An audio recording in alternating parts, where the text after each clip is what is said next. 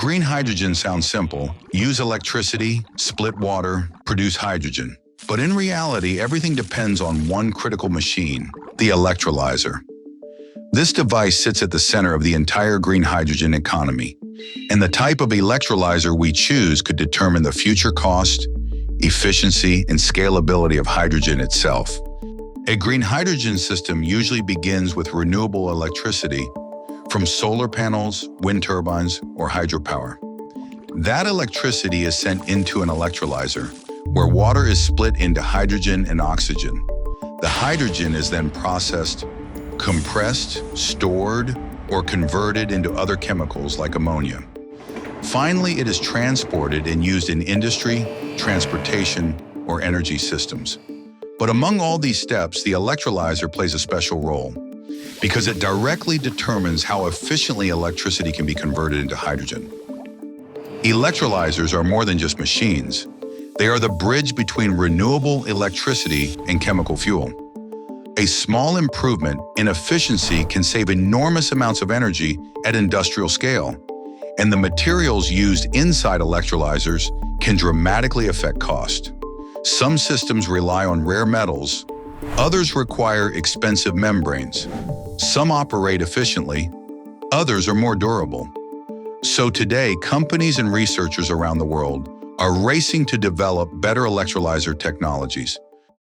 The oldest and most established technology is the alkaline electrolyzer.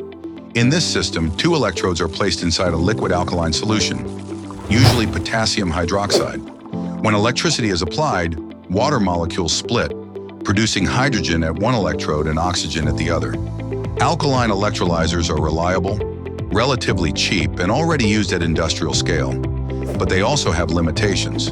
They respond slowly to changing power conditions, which can be difficult when connected to renewable energy sources like solar and wind. They also tend to operate at lower current densities, making the systems larger. Next comes PEM electrolysis, short for proton exchange membrane. Instead of a liquid electrolyte, PEM systems use a solid polymer membrane. These electrolyzers can operate at much higher current densities and respond very quickly to fluctuating renewable electricity. That makes them highly attractive for modern green hydrogen systems. PEM electrolyzers are also more compact and produce very pure hydrogen.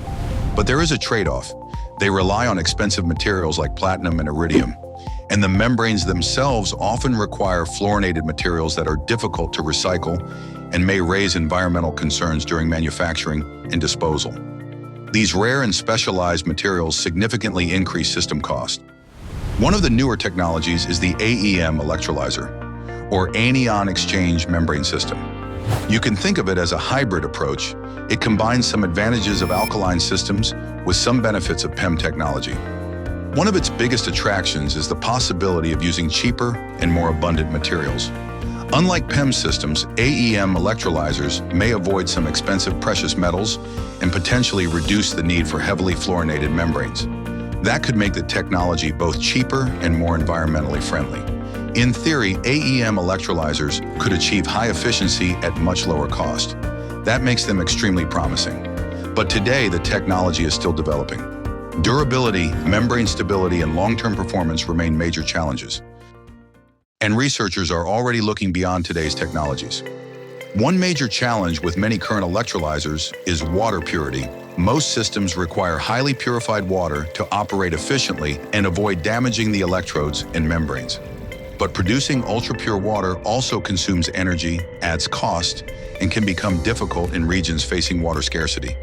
Because of this, some experimental electrolyzers aim to work directly with neutral water, reducing the need for highly alkaline or acidic environments. Others are exploring direct seawater electrolysis. The idea sounds extremely attractive.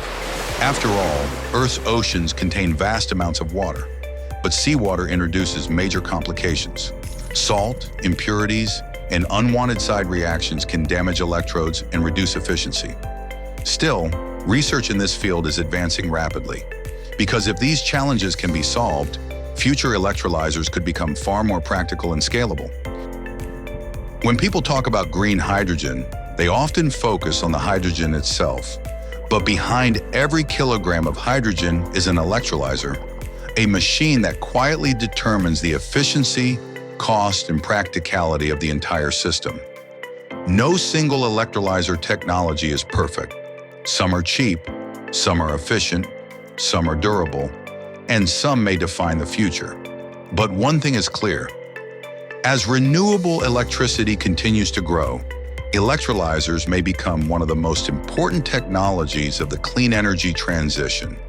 Because in the end, the future of green hydrogen depends on how effectively we can split one very simple molecule: water.